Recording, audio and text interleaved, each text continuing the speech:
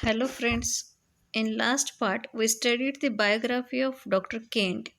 Now in today's lecture we are going to start with the biography of Dr. Constantine Hering.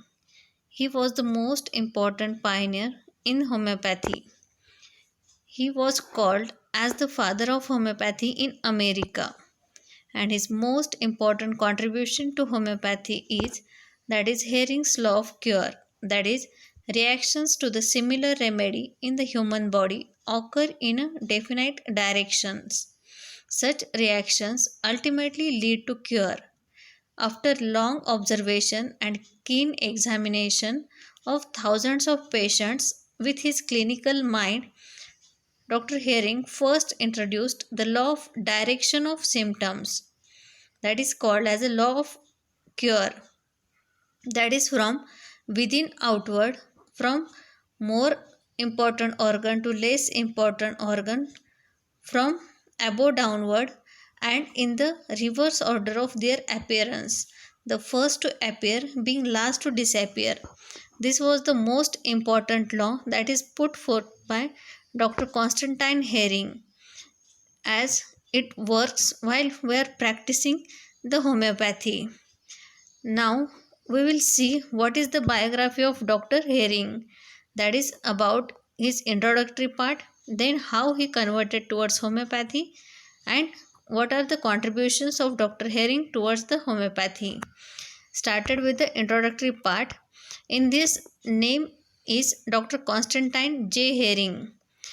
He was born at 1st January 1800 in Germany and died at 23 July 1880 at the age of 80 in Philadelphia, that is in USA. Then this is the picture of or the photograph of Dr. Hering.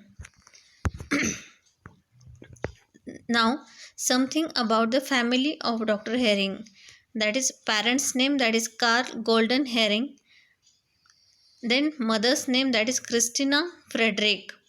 Dr. Hering's father was German composer and his nephew Ewald Hering was a physiologist. This is the family background of Dr. Hering. Then, starting with the biography, Constantine Hering was born on 1st January 1800 in Germany. He is respectfully considered the father of homeopathy in America, as he was called as a father of homeopathy in America.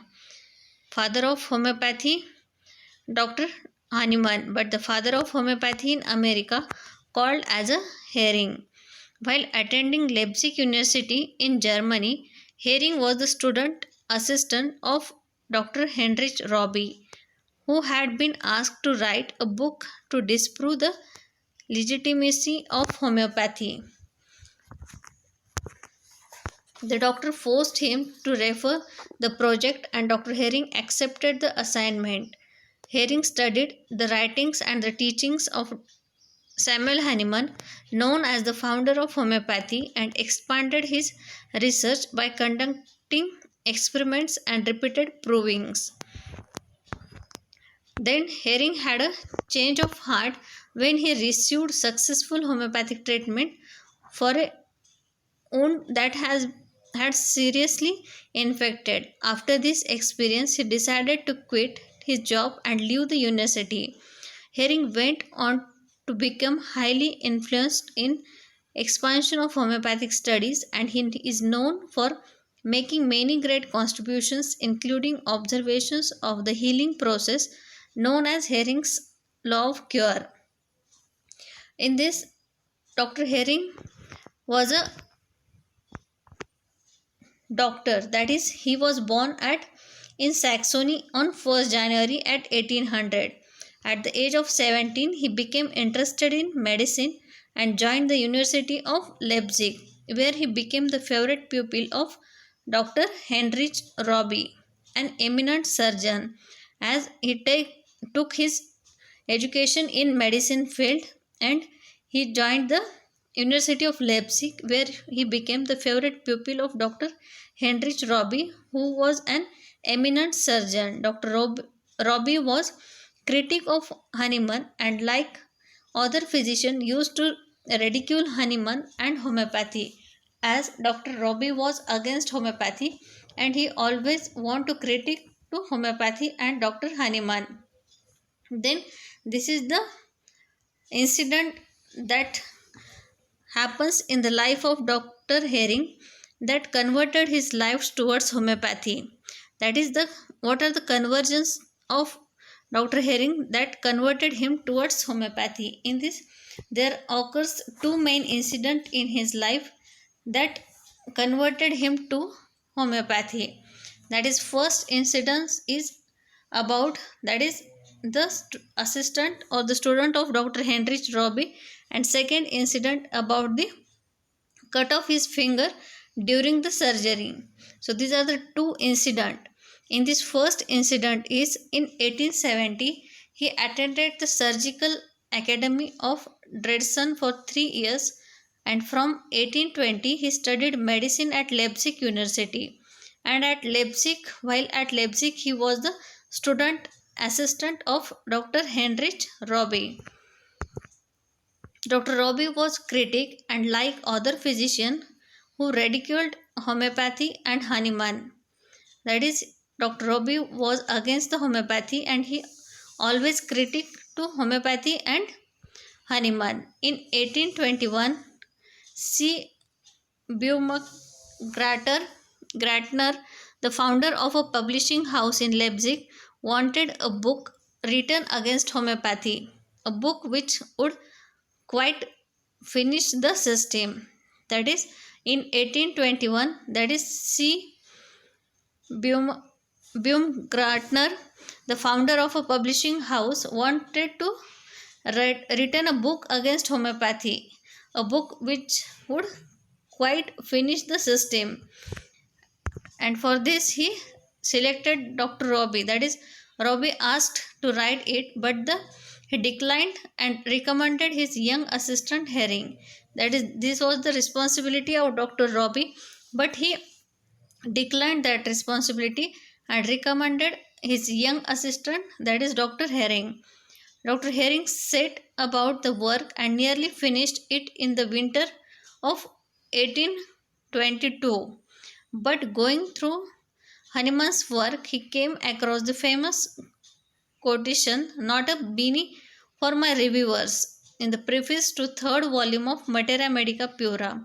And for this reason, he studied, that is, to write against the book against homeopathy. He studied the homeopathy in detail, and he goes through the many of the writings of Dr. Samuel Hahnemann. And during this, which said among other things, the doctrine appeals not only chiefly but slowly to the verdict of experience. Repeat the experiments, repeat them carefully and accurately, and you will find the doctrine confirmed at every step. And it does what no medical doctrine, no so called therapeutics ever did or could do. That is, he goes through the writings of Dr. Hahnemann and he experienced that the doctrine appeals not only chiefly but slowly to the verdict of experience. That is, repeat the experiments, repeat them carefully and accurately, and you will find the doctrine confirmed at every step. And it does what no medical doctrine, no so called therapeutics ever did or could do. And in 1824, Herring's, this is the second incident. First incident was about the, that is, written book against homeopathy. But while write, writ, writing book against homeopathy, Dr. Herring decided to confirm the truth of above remarks. That is, repeat the Syncona experiments, and the same result of Hahnemann was again confirmed. Further study of Materia Medica and his experiments made him more convinced about Hahnemann's idea. The book against homeopathy thus never saw the light of the day. So, this is the first incident that occurs in the life of Dr. Herring, that is about the written book against homeopathy. But while writing the book against homeopathy, he goes through the books of Dr. Hahnemann, and he wanted to confirm that statement, that is, cinchona bark cures the malarial fever. And for this, Herring decided to confirm the truth of above remarks of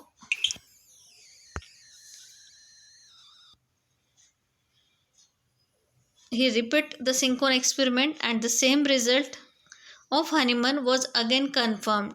Further study of homeopathic materia medica and his experiments made him more convinced about Hahnemann's idea, and for this reason, the book against homeopathy thus never saw the light of the day. Means Dr. Herring not work on that book against homeopathy, and for this reason, the book against homeopathy thus never saw the light of the day. This was the first incident that occurs in the life of Dr. Herring that converted him towards homeopathy. Then the second incident that occurs in 1824, that is, Herring's right forefinger was cut while making a dissection on a dead body.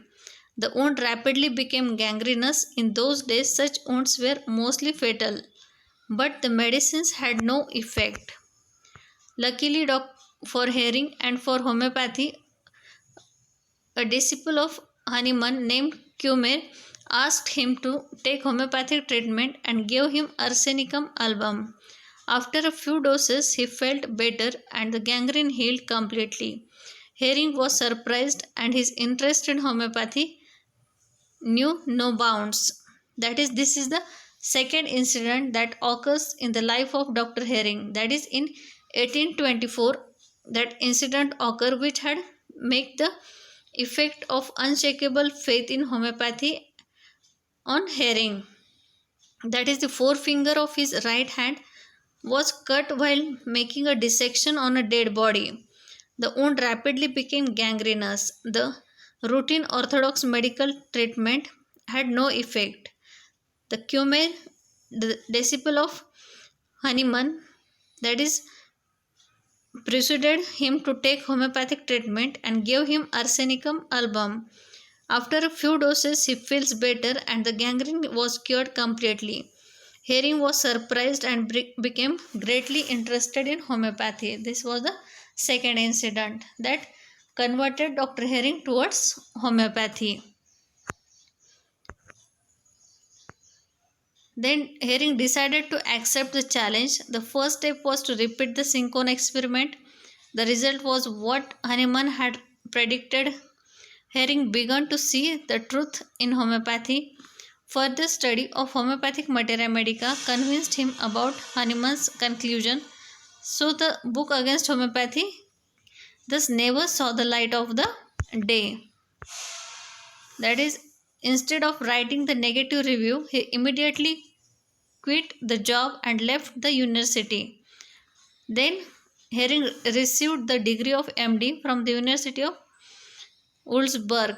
The theme of his thesis was the medicine future. That is, the medicine of future. Herring graduated in 1826.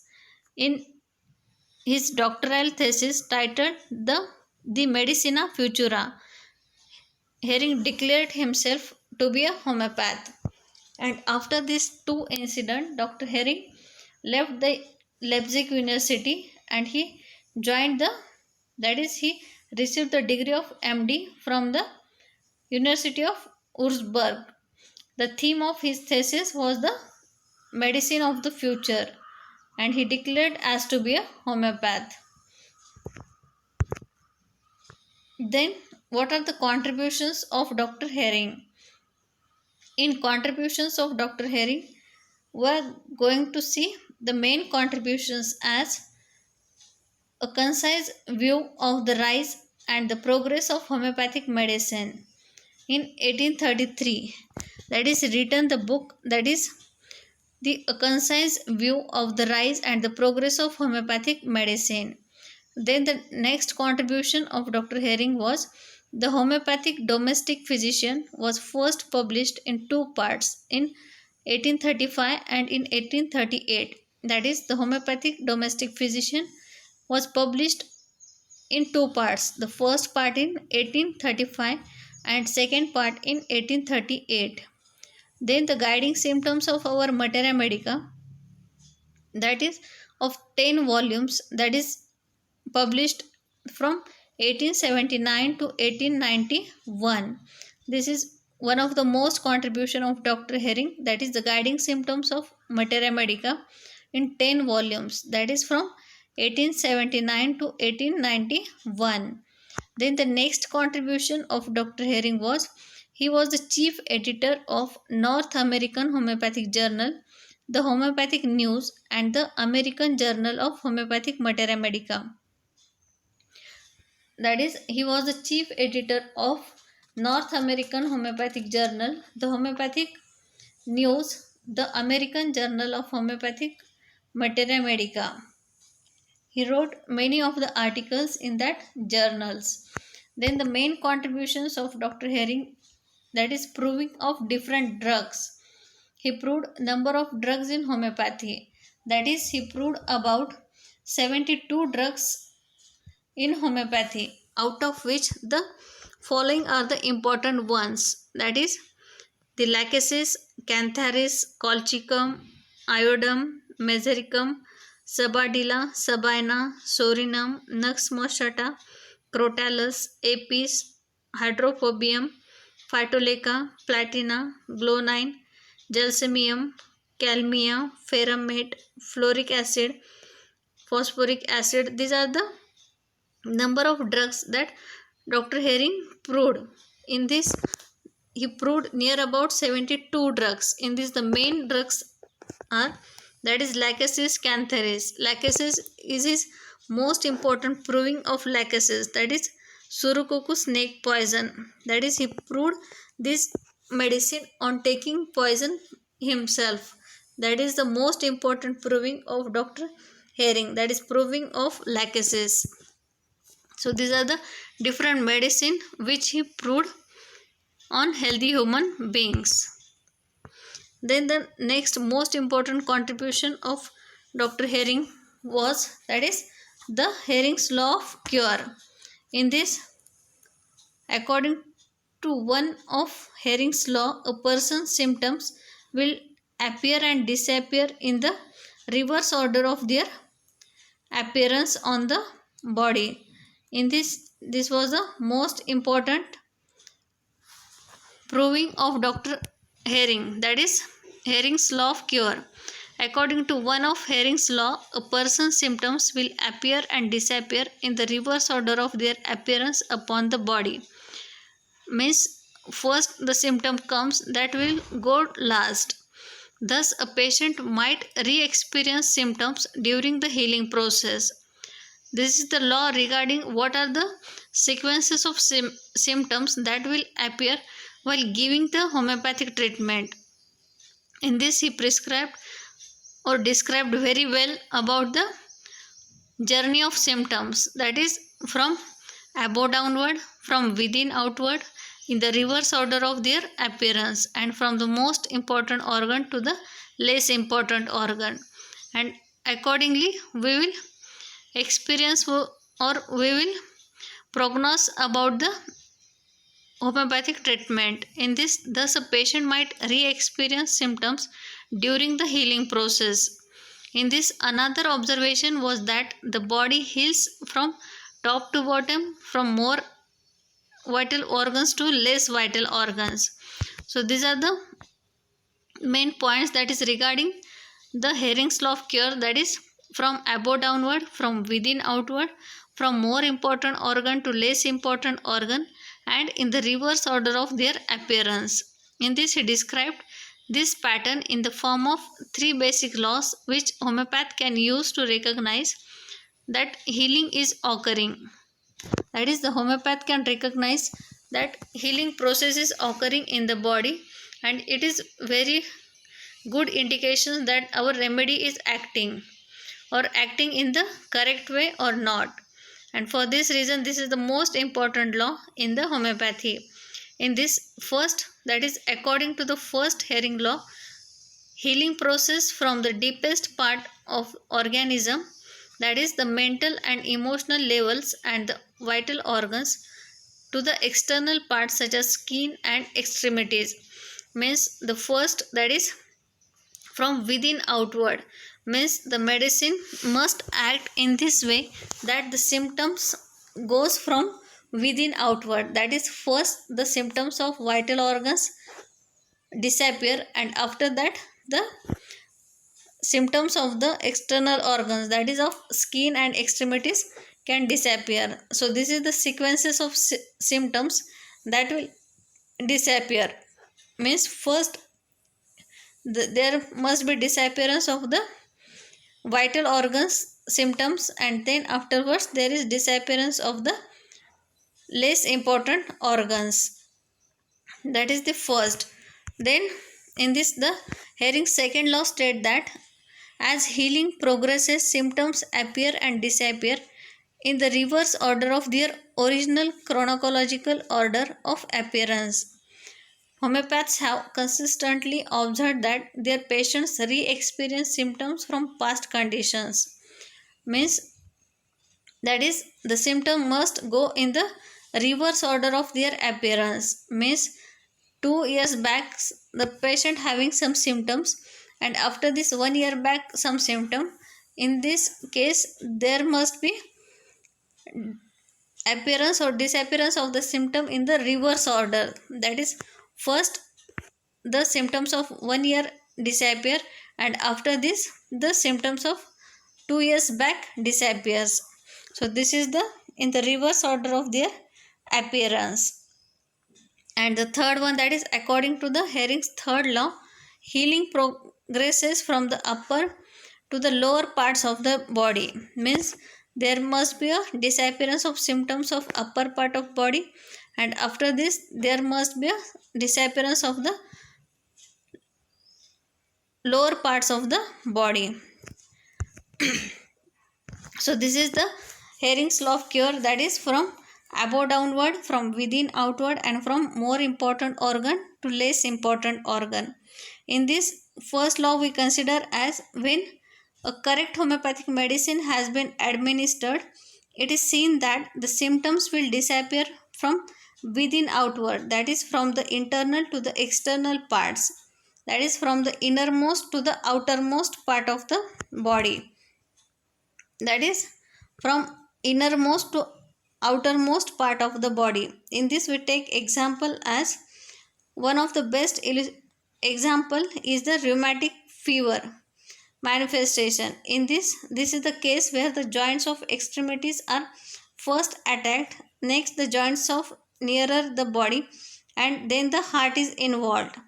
This is the natural order of onset of symptoms. We are going to take the example of first, that is within outward, that is rheumatic fever. In rheumatic fever, first there is joint pain of extremities, then the joints nearer the body, and then lastly the heart is involved. This is the natural order of the onset of symptoms, but under the action of the carefully selected homeopathic remedy, the interior organs, heart is the first to be freed, being last organ to be attacked, means first there will be the disappearance of symptoms of heart, and then there must be disappearance of symptoms of extremities, and gradually the manifestation recede, the extremities first to be attacked, that is first to appear last to go, or the uh, within outward, that is first heart gets free and afterwards there is freeness of the extremities.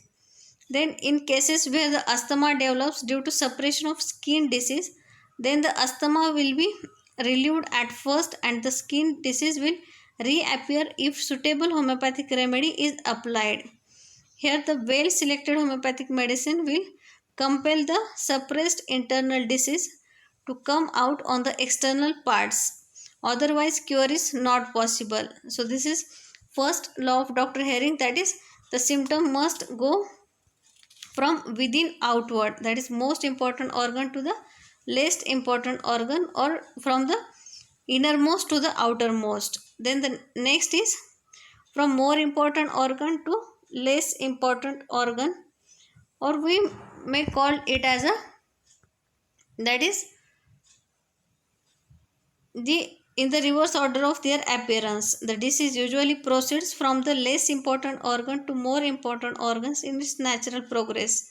When skin disease is suppressed, asthma develops, thus involving the more important organ. When the rheumatic pain of the joint has disappeared, the heart, being the most important organ, is affected. When skin disease is suppressed, hysteria may develop, or but under the action of the similar medicine, cure should start from more important to the less important organ. So the heart symptom improve, but the pain returns to the shoulder. Similarly, asthmatic trouble improves with the disappearance of the skin eruptions. Also, the mania disappears following the appearance of the skin disease. That is most important organ to less important organ. Also, we consider the next law as from above downwards. That is upper to the lower parts of the body. In this, when the correct remedy has been administered, it is seen that the pain in the shoulder will travel down the arm to the hand, and from the hip to the foot. If a patient suffers from pain in different joints, relief will start from the joints of the upper part, that is neck, shoulder, elbow, wrist, etc., and joints of lower limbs will subsequently be freed serially. That is when symptoms goes from above downwards, there is disappearance of symptoms of the upper part of body, and then there will be the disappearance of symptoms of the lower part of the body. Now the next is, that is in the reverse order of their appearance. In this we take example as measles can be taken as an example, the cough coming first and departing last, the rash coming last and departing first. In this we take example of measles. In measles, the first symptom come is cough and last symptom is rash, but the rash coming last and departing first. First there is disappearance of rash, and after this there is disappearance of the cough. In the case of chronic disease, it is found that the patient will retrace the road along which his disease has travelled, and he will experience again the various elements from which he was suffered until he gets back to the conditions from which his disease started. Such appearance of old symptoms indicates that we are proceeding in the proper direction of cure. In this, we are going in the proper direction of cure. So this is the law of Dr. Herring that he explained, or the main contribution of Herring, that is Herring's law of cure, or the law of direction of cure, in which the symptoms goes from above downward, from within outward, more important organ to less important organ, and in the reverse order of their appearance. So this is the most important contribution of Dr. Herring, and this is the repeatedly asked question for 2 marks in every exam. That is, what is the Herring's law of cure, and you have to write these 4 laws, that is from above downward, from within outward, from more important organ to less important organ, and in the reverse order of their appearance with examples. So this is main contribution of Dr. Herring's. In this contribution, first we see, that is the materia medica, that is guiding symptoms of materia medica. Then his main contribution also the, that is proving of 72 drugs. In this, the main proving of lachesis. This is the most important contribution of Dr. Herring. Along with this, the 2 conversions of Dr. Herring, that is first, that is written the book against homeopathy, that will convert him towards the homeopathy after studying the Hahnemann's materia medica, or the Hahnemann's materia medica pura. And after this, the second incident that occur in his life, that is regarding the cutting of four fingers that is not cured, that goes into the gangrenous, and that will cured by the some doses of arsenic album, that is permanently cured that gangrene. And this incident make change in his life, and he converted towards homeopathy, and he gives the lot of work in homeopathy, or the many of the contributions in homeopathy, which will be most important to us. So this is the biography of Dr. Herring. That is, his birth on 1st January 1800, and he died on 1880, about 80 years journey. And in this he devoted his most of the life towards homeopathy. So this is the biography of Dr. Herring. I hope you will understand. If any difficulty, ask me personally. So thank you friends.